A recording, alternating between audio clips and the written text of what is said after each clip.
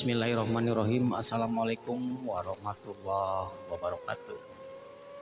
Jumpa lagi dengan saya Kang Ubuan. Hanya ada di Pat Seawan Channel.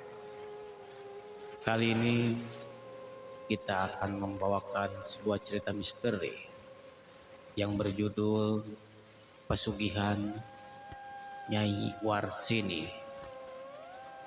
Cerita ini sangat menegangkan dan tentunya sangat seru. Jangan dilama-lamakan lagi, tetap pantengin terus di channel YouTube-nya Pat Seawan Channel. Sebut saja namanya Hendro. Hendro itu mempunyai sebuah keluarga yang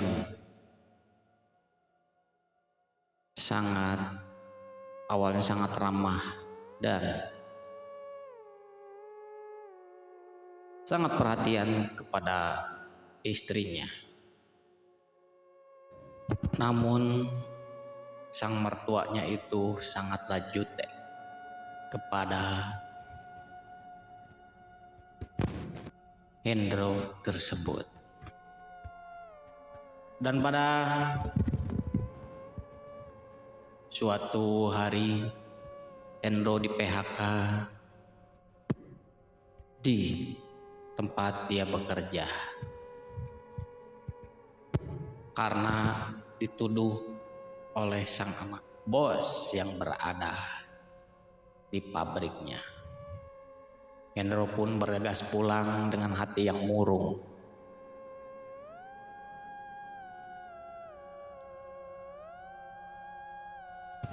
Takut bahwa istrinya ngomel. Dan sesampainya di rumah, dia mengucapkan salam kepada Sarti di rumahnya. Assalamualaikum, Ma. Waalaikumsalam, Bang. Baru pulang. Gimana kerjanya hari ini, Mas? Lancar? Boro-boro lancar, Ma. Yang ada aku di PHK. Loh, emang kenapa? Kok bisa gitu? Anak bos mungkin sengaja ingin mengeluarkanku di situ, Ma. Karena aku kan dulu anak kepercayaannya Pak Broto. Jadi setelah Pak Broto nggak ada, ya sudahlah. Jadinya harta yang Pak Broto itu pun diambil alih oleh anaknya, dan aku pun diusirnya di rumahnya, Ma. Alah, ada-ada aja ya, Mas. Yang sabar. Namun setelah dipengaruhi oleh sang mertuanya, mendengar Hendro yang habis di PHK, langsung saja Bu Surti tersebut mempengaruhi si anaknya tersebut. Langsunglah melabrak si menantunya tersebut. Lah, Mas, terus kita mau makan apa selanjutnya? Jangan begitulah, cari pekerjaan yang lain. Kok kamu jadi sewot gitu deh? Sabar aja dong. Ya udah, kalau misalnya begitu, aku minta cerai dari kamu, Mas.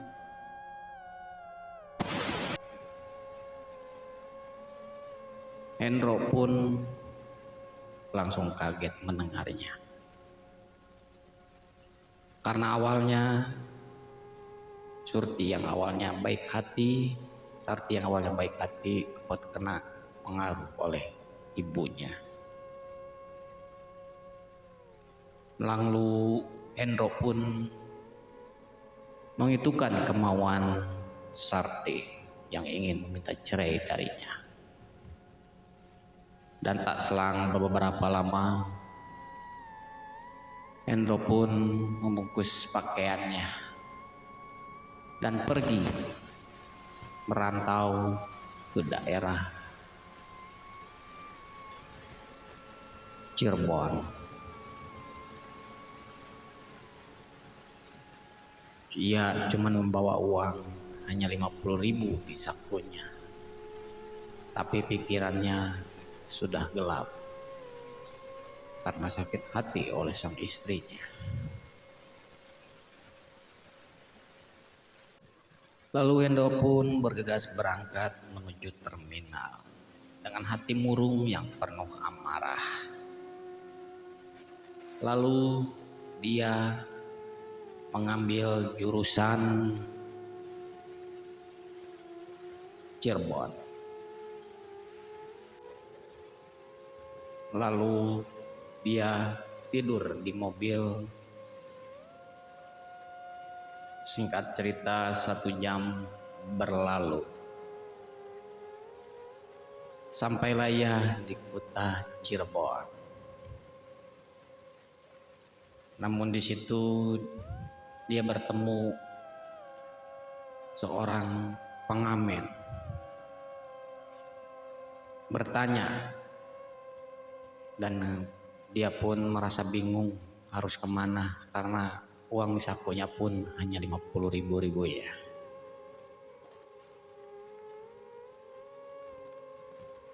Tak lama dia berkenalan dengan seorang pengamen yang baru sama turun dari bus tersebut.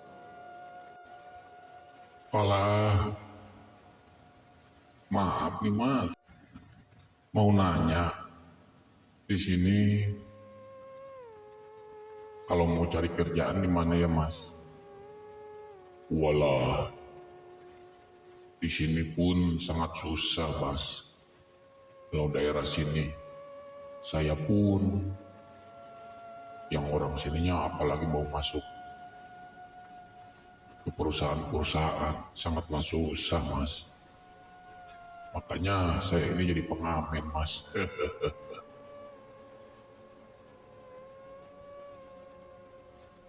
Alah, emang si mas dari mana?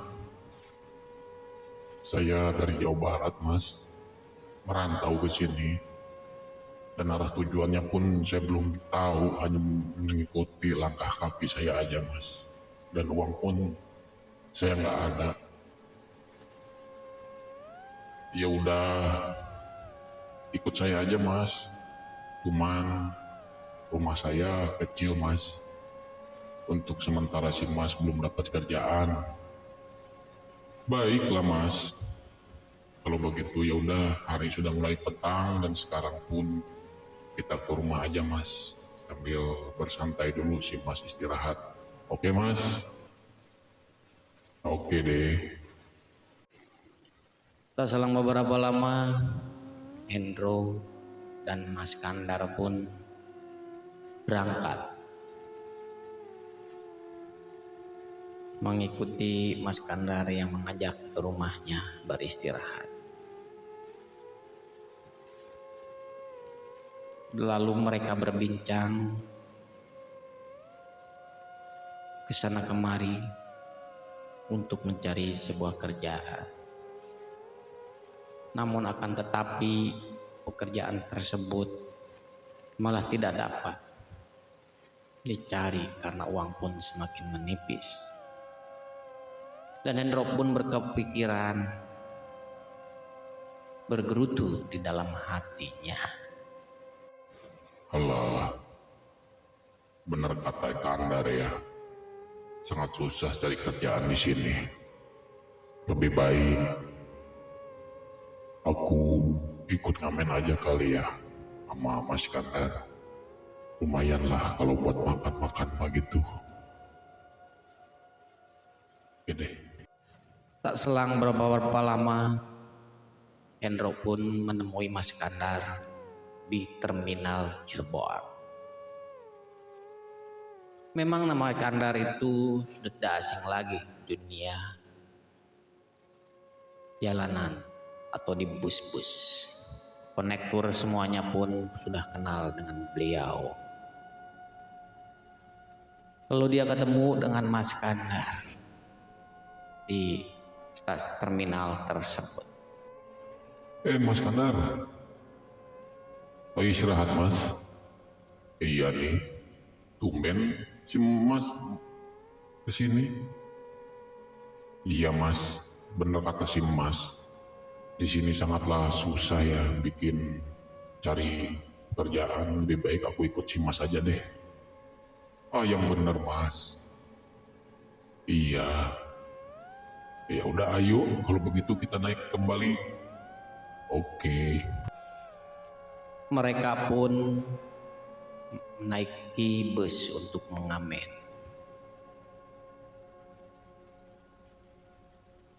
Dan alhamdulillah mereka mendapatkan uang yang cukup banyak, hanya cukup untuk makan sesaat.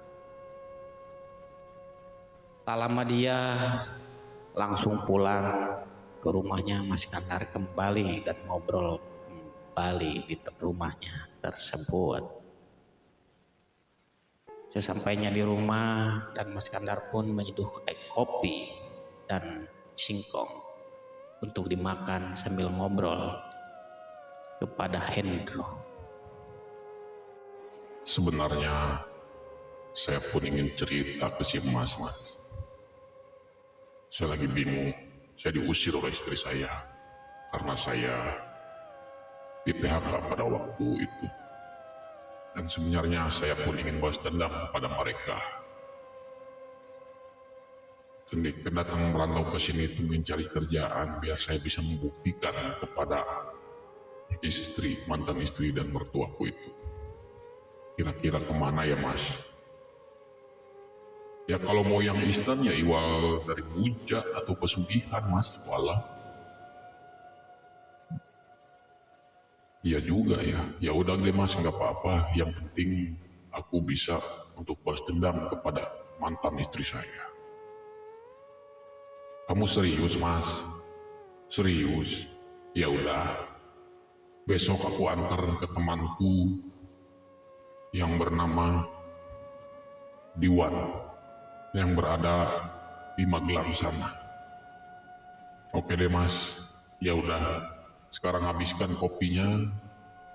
Langsung istirahat ya Mas. Besok pagi-pagi jam 5 kita berangkat ke Magelang sana. Baiklah Mas. Ya udah. Good day. Sang fajar pun mulai menyingsing dan angin pagi pun mulai menyelimuti badan dan suara burung berkicau mengiringi langkah mereka. Mereka pun langsung naik mobil Budiman yang arah ke Magelang sana. Lalu ada orang yang kenal dengan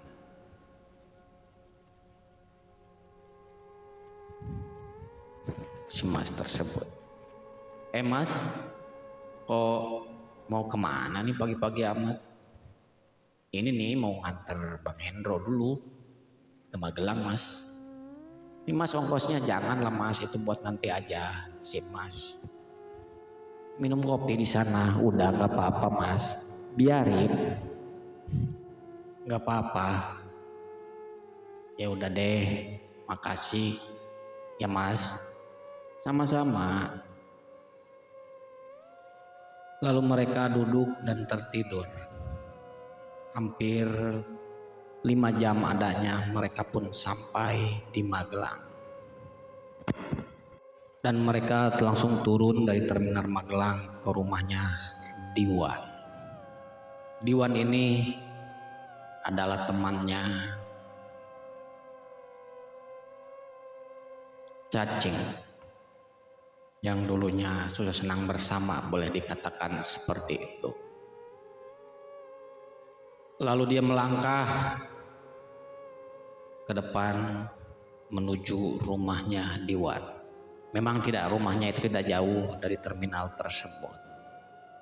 Lalu mereka sampai dan mengulurkan salam ke rumahnya Diwan. Assalamualaikum.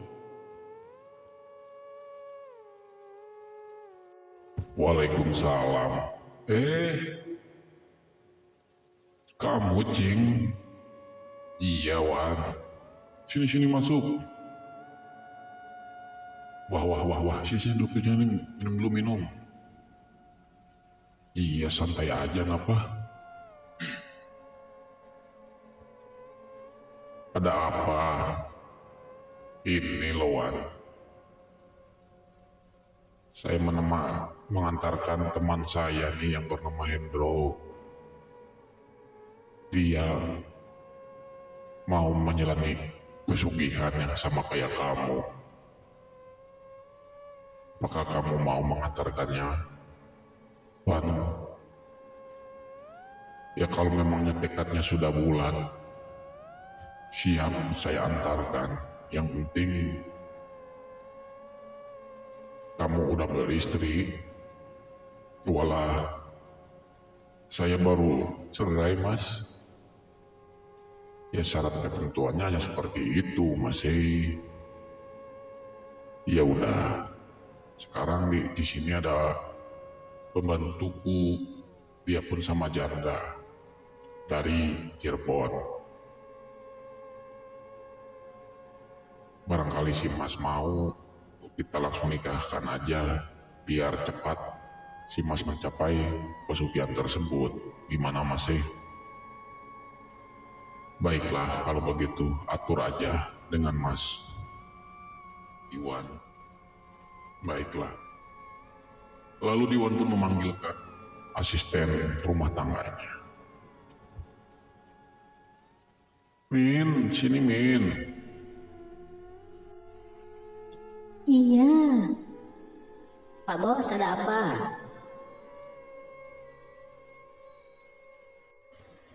Ini loh yang aku bilang tadi. Mas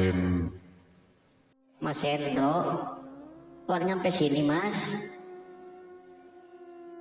Loh, kamu kok di sini, Tin? Iya. Iya mas, aku di sini karena aku oleh Sakti diusir gara-gara Sardi langsung menunggu si bosnya anaknya Pak Broto itu. Aku mempergoki dia. Waduh, kayaknya sih mereka ada hubungan tertentu dengan mantan istrimu mas. Tapi ya udahlah, makanya aku langsung sampai ke rumahnya Mas Diwan ini. Ya kalau si mas sudah bulat dan mau, ya apa boleh buat. Aku pun mengikuti apa kata kamu aja mas. Ya udah, aku mau menerimanya dan aku pun gimana Bang Diwan aja. Ya sudah, kalau kalian benar-benar sama-sama suka, besok kita langsungkan pernikahan kamu ya, Bro. Ya kalau memang itu baik menurut Mas, ya udah, aku ngikut aja Mas. Baik. Tak selang beberapa lama mereka pun langsung menyiapkan mahar dan mas kawinnya untuk melamar Sakti dan terus menjalani pernikahan. Dan lalu mereka pun melanjutkan pembicaraannya dan ingin langsung berangkat ke Gunung Merapi untuk menjalankan misi pesugihan tersebut. Dan keesokan harinya, setelah mereka sudah sah menjadi suami istri, mereka pun berpamitan izin pergi keluar kota. Karena tujuan Mas Hendro dan Bang Diwan ini mengantar mereka, dia yang ingin mengambil pesugihan ke Gunung Merapi tersebut.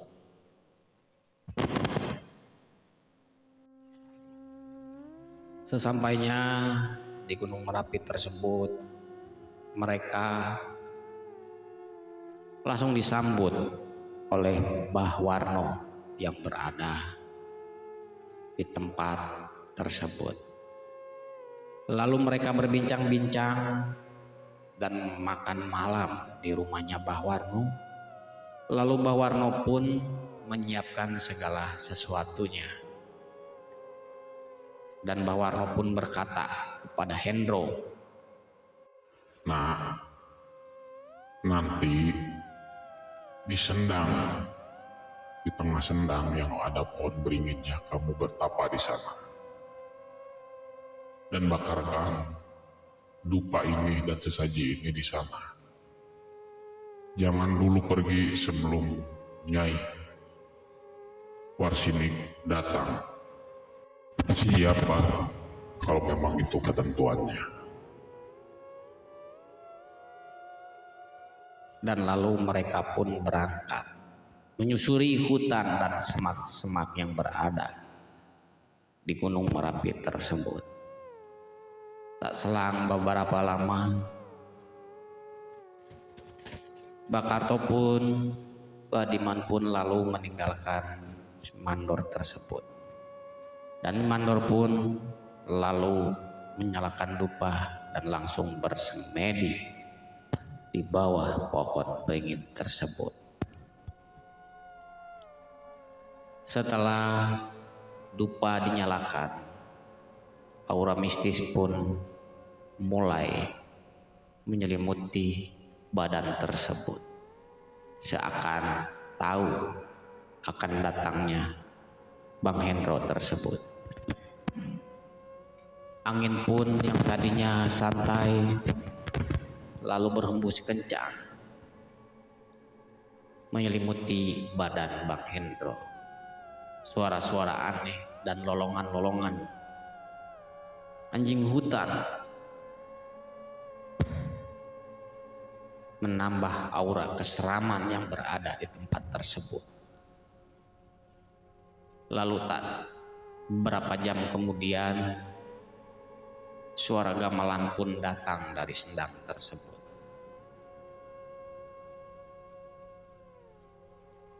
Seolah mengutus prajuritnya, dua orang yang sangat cantik di dalam hatinya, menjemput Mas Hendro tersebut. Hei Manusia, aku diutus oleh Nyi Warsining untuk membawamu ke istananya. Apakah kamu siap?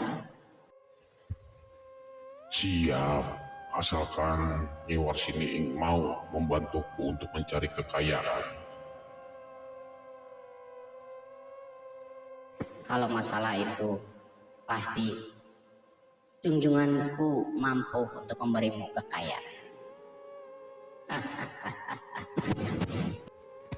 Lalu Hendro pun dibawa ke alam mereka dan tak sadarkan diri.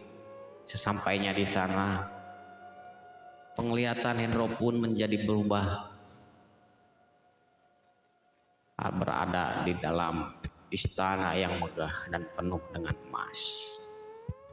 Lalu Nyi Warsini pun menyuruh dayang-dayangnya keluar, hanya berdua.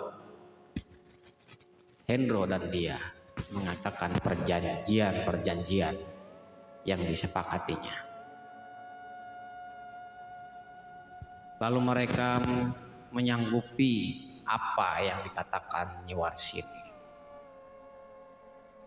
Apakah kamu sudah siap dengan segala resikonya, nak? Siap Bu, asalkan Ibu mau memberikan saya kekayaan, karena saya ingin membalas dendam pada mertua dan mantan istri. Kalau itu maumu, baiklah. Nanti mulai kalau Selasa tiap bulannya dalam malam Selasa Kliwon, kamu harus menyiapkan kamar untuk kita bercinta di sana. Apakah kamu sanggup? Sanggup Nyi? Ya udah, kalau misalnya itu kemauan. Dan satu lagi, jangan ada orang yang mengganggu kita di kala kita berdua di Selasa Kliwon tersebut. Dan kalau ada apa-apa, tanggung resikonya sendiri oleh kamu, anak manusia. Apakah kamu sanggup? Pokoknya apapun yang diitukan oleh Nyai, saya menyanggupinya Nyi. Baiklah, kalau begitu. Tak selang beberapa lama, mereka pun lalu berjumbu semalaman. Dan Nyi Warsini pun sebenarnya suka kepada Hendro yang perkasa, yang sangat beda dengan Diwan yang dulu datang ke sini. Dan mereka pun subuh pun pukul 4 sudah terdengar azan dan mereka pun mesudahi berjumbunya. Dan sepasang sisik-sisik ular berjatuhan yang berubah menjadi emas. Nyi Warsini langsung bilang kepada Hendro, Mas, ini untuk modal awal untukmu dariku. Lalu kamu jual untuk modal usaha. Dan nanti selanjutnya aku akan kasih lebih banyak daripada ini. Dan sekarang kamu pulang, karena Fajar pun mulai menyingsing. Baik Nyi, terima kasih atas bantuannya Nyi. Sama-sama. lalu Hendro pun dibawa kembali oleh Dayang tersebut ke sendang yang tadi berada di pohon beringin. Dan seolah seakan mimpi tapi tidak mimpi, karena dia merasakan kebahagiaan yang sangat nyata, dan di kepalanya pun mendapatkan emas yang sangat berlimpah. Dan tak lama kemudian dia pun langsung turun menemui Indra dan si Mbah Kuncen tersebut. Dan mereka pun bergegas pulang, dan langsung mereka pun menjual ke tukang emas yang berada di Kabupaten Cirebon. Hei Mas Hendro, ayo ikut saya. Masuk ke rumahnya langsung ke Cingkonya. Mbak, saya mau menjual emas nih Mbak. Bosnya ada? Ada Pak. Bapak langsung dipersilakan masuk ke ruangan bos. Terima kasih Pak. Lalu mereka pun berbincang, dan emas-emas tersebut dihargai oleh si bos tersebut seharga 1 M. Langsung mereka pun bergegas pulang. Langsung pulang ke rumahnya Diwan kembali.